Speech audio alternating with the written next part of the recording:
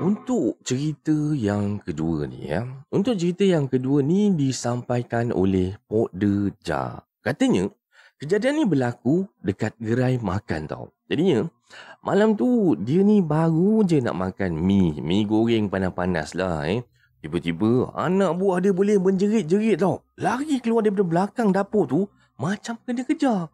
Dan tak sangka rupanya malam tu ada sesuatu yang cuba mengganggu. Jadi, kalau anda semua dah bersedia, jom kita mulakan dengan kisah yang kedua.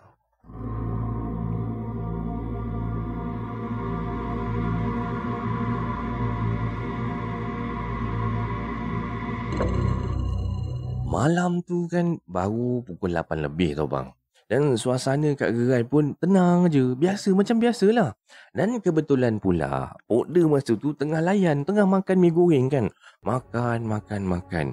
Baru je Pok De habis separuh pinggan tu, tiba-tiba anak buah Pok De ni dah beri Ain tau. Si Ain ni dia menjerit sekuat hati. Mak! Dia terus lari keluar daripada belakang kedai, daripada dapur tu sambil duk menangis-nangis dengan muka pucat lesi bagai apa semua kan. Jadi bila Pok De nampak dia macam tu, Pok De tanya, Ain? Kenapa kau ni? Pok De, Ain nampak ada benda kat dapur tu. Hah? Benda? Benda apa Ain? Benda apa?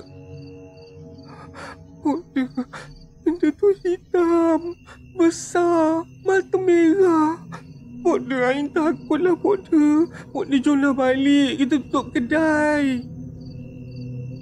Dan Pok De panik jugalah masa tu kan. Tapi yelah, kita ni Pok De, pakcik kan, kita kenalah tenangkan dia. Pok De buatkan dia air sirap kan, bagi dia minum dulu biar dia tenang-tenang kan. Yelah, Pok De ni nak buat air jampi bukannya Pok De reti pun. Dah mampu buat air sirap, itu je lah yang kita buat kan. Tapi bila Pok De dah bagi dia kan, makin si Ain minum air tu, makin menggigil pula dia dah.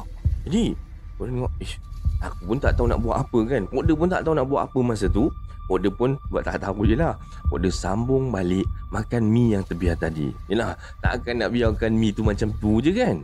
So, masa tu kan, Mak Ain pun dah ada dekat situ tau. Jadi dia suruh Pok De call Pok Long. Tapi Pok De cakap macam ni,